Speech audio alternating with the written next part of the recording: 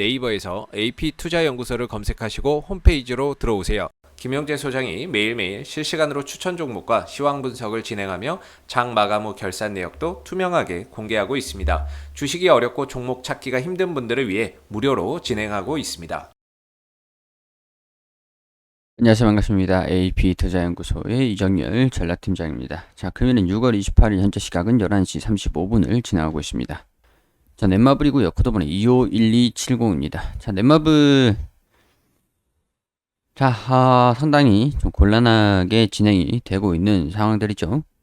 일단은 차트 먼저 설명을 간단하게 좀 드리면은 일단은 고점을 15만원 부근으로 계속 저항을 받고 있는 상황들입니다. 이번에 좀 뚫어줄 수도 있지 않을까 기대를 좀 했던 부분들이 좀 있는데 제2의 나라죠. 제2의 나라가 흥행을 하면서 이번에 좀 이제 고점을 이전에 확인됐던 고점을 이번에 좀 뚫어줄 수도 있지 않을까 그런 기대를 좀 했긴 했는데 다름이 아니라 차익 실현 흐름들이 나왔다. 이렇게 볼 수 있을 것 같습니다. 차익실현 흐름들이 좀 나오면서 주종 흐름들이 좀 진행이 되고 있는데 좀 정직하게 진행이 좀 되고 있는 것 같아요. 뭐 저점이라고 하면은 이 부분들 한 12만 원. 근데 이제 이 부분에서 저점을 좀 올리긴 했었어요. 저점을 좀 올리면서 이 부분에서도 지금도 지지를 받고 있는 상황들인데 포인트가 여기서 이제 반등이 나와서 여기 이 추세를 좀 좁힐 것이냐. 이렇게 고점과 저점을 높이고 고점을 그대로 유지를 하고 이런 식으로 추세를 좀 좁혀갈 것이냐. 그럼 이제 이 추세가 좁혀진 이 구간에서는 변동성이 이제 확대가 될 변동성이 좀 보이는데 방향성이 결정이 좀 되지 않겠나. 그렇게 좀 이제 시기적으로 좀 늘리실 필요가 있을 것 같죠. 지금 상황에서는. 만약에 여기 좀 이탈한다라고 하면은 순차적으로 12만 5천 원 그리고 12만 원 부근 이 부근에서의 반등이 좀 나올 것인가. 제가 봤을 때는 이 추세를 좀 만들어 놓고 있는 과정이라고 보이기 때문에 이게 가장 최선이 아닐까 그런 생각이 좀 듭니다. 일단 여기 주가가 좀 이탈을 한다라고 하면은 이 부분에서 다시 반등이 나오면 여기 추세를 다시 뚫어야 되기 때문에 저항 매물이 좀 생기는 부분들이 되겠죠. 그렇기 때문에 이 부분들을 이탈을 한다기보다는 좀 지지를 받아서 여기서 반등이 좀 나오고 여기 61선과 장기 이평선을 이 이평선들을 보면은 이 장기 이평선 추세를 좀 따라가고 있는 장기 이평선이 이런 식으로 좀 올라오고 있는 상황에서 추세를 좀 따라가고 있는 그런 흐름을 좀 보여주고 있어요. 그럼 주가도 다시 돌파를 하면서 이 추세를 21선도 그렇고 다시 되돌리는 그런 모습들을 보여줘야 되지 않을까. 그런 생각이 좀 드는 거죠. 이왕이면은 이탈을 하는 것보다 반등 나오는 게 좀 최대한 낫긴 낫습니다. 자, 우리 실적들을 좀 참고로 해서 좀 볼게요. 자, 일단은 연간 실적을 보면은 3,400억, 4,500억, 4,900억까지 영업이익이 좀 증가될 것이다라고 기대를 하고 있는 부분들이 있는 상황들입니다. 자, 그래서 EPS 1주당 순이익이 좀 점진적으로 증가가 되긴 하겠지만은 뭐 1분기, 2분기, 1분기, 2분기까지는 1분기에는 영업이익이 좀 줄어들었고 2분기부터 3분기부터는 본격적으로 영업이익 개선이 되는 흐름들을 좀 보여주지 않겠나. 그럼 결국에는 또 시점이 포인트가 또 하반기로 넘어가는 그런 상황인 것 같아요. 하반기. 자, 리포트가 나왔습니다. 제2나라 빅히트로 내년에 고평가 해소 전망이다. 내년이라고 하네요. 고평가가 해소될 것으로 전망됐다. 저는 이게 좀 개선되는 것들이 분기별로 이제 신작들이 마블이라든가 세븐나이츠라든가 신작들이 좀 나올 예정이기 때문에 이런 부분에서도 하반기로 갈수록 뭔가 모멘텀은 있다. 모멘텀은 있기 때문에 좀 서서히 좀 반영이 되지 않겠는가. 근데 이제 고평가가 작년까지는 과도한 고평가였다. 올해까지도 여전히 다소 고평가이나 내년 실적 기준으로 고평가 부분이 완전히 해소된다. 그러니까 결국에는 이게 추정치가 확정이 돼야 된다라고 보는 거죠. 이베스트 투자증권에서는 이 연간 실적이 확정이 돼야 된다라고 보고 있는 그런 상황인 것 같습니다. 자, 아직까지 뭐 고평가가 완전히 해소되기에는 좀 지켜볼 부분들이 좀 많다 이렇게 보고 있는 것 같아요. 자, 코스피 넷마블 네오 코스피의 상장 심사를 신청을 했습니다.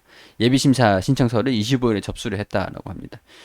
넷마블 네오는 제2나라를 이제 직접 만든 이제 넷마블 네오가 제2나라 흥행 여부에 따라서 상장을 결정을 하는지에 대한 여부들이 있었기 때문에 넷마블 네오가 상장 예비 신청서를 청구를 이게 접수를 했다라고 하는 것들이 제2나라가 흥행을 했기 때문에 그만큼 상장을 할 수 있을 가능성들이 좀 높아지고 약간 넷마블 입장에서는 이걸 지금 기다린 포인트가 기다린 부분들이다. 포인트로 기다린 부분들이다라고 할 수가 있겠죠.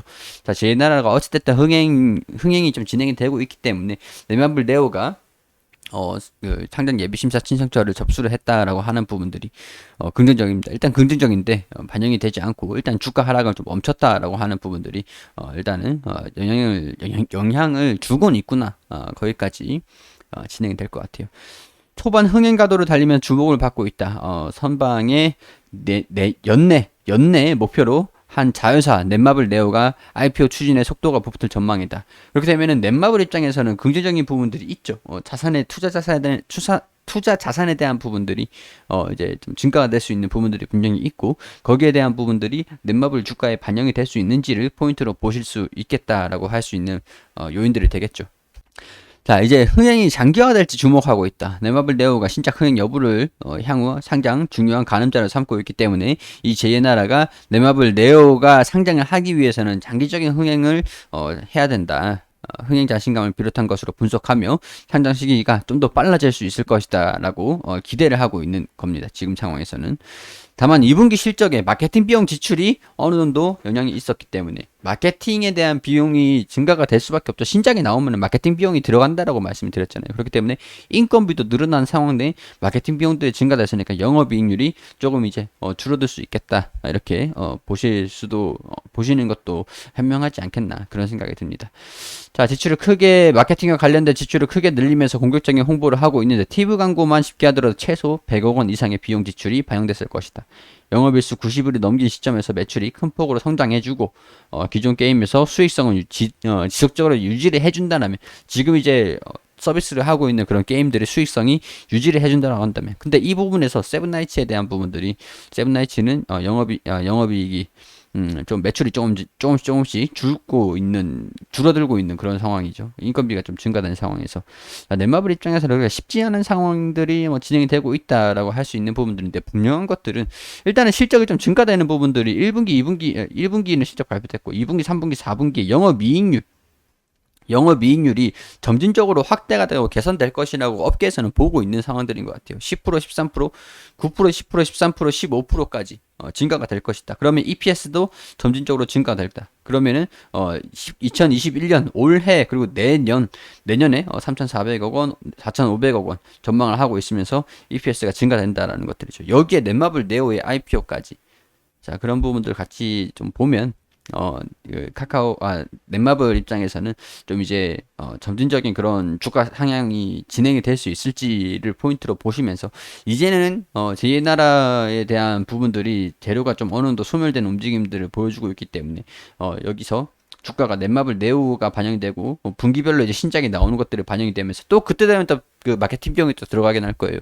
그렇다고 해도 이 영업이익이 제가 그 증가되는 것들 영업이익이 증가되는 것들을 보시면서 이 EPS가 이 재무적인 개선들이 이루어지는지 1주당 순이익이 증가가 되는지 그리고 고평가가 이제 현저히 저평가가 되는 것들로 진행이 되는지 그런 부분들 참고하시면서 좀 시각을 이제는 좀 넓게 보실 필요가 있을 것 같다라는 것들을 말씀을 좀 드릴 수 있을 것 같아요. 자, 지금 주가가 13만 원 부근들이죠. 여기서 EPS를 2021년도 추정치가 3,860원이니까 이 반영을 하면은 33배 정도가 됩니다. 자, 근데 4,800억 원 4,848원 정도 이제 2022년도에 추정치를 반영을 해보면 26배가 되죠.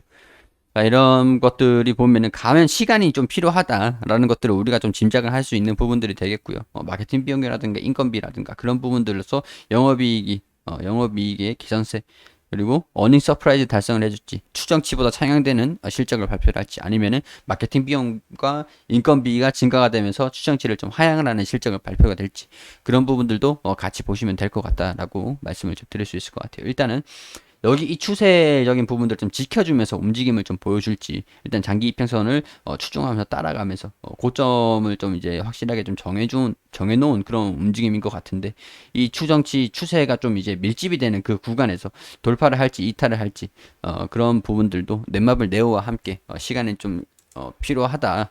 그런 것들 염두를 해두시고 지켜보시는 게 좋을 것 같다라고 설명을 드릴 수 있을 것 같아요. 자, 이런 부분들 참고를 하시고 넷마블 부디 여기에서 주가가 좀 반등이 나와주기를 그리고 이 장기 이평선들을 좀 뚫어주기를 좀 지켜보도록 하겠습니다. 자, 구독 안 해주신 분들 구독 한 번씩만 좀 부탁드리고요. 검색창에 AP투자연구소 검색하시면은 홈페이지가 나옵니다. 테마주 검색기 무료로 어떤 테마가 올라가고 있는지 어떤 종목들이 올라가고 있는지 이렇게 무료로 다 확인하실 수 있는 어플리케이션 출시가 됐습니다. 핸드폰으로도 PC에서도 사용 가능하니까 보시면서 무료로 이용을 하시면 되고요.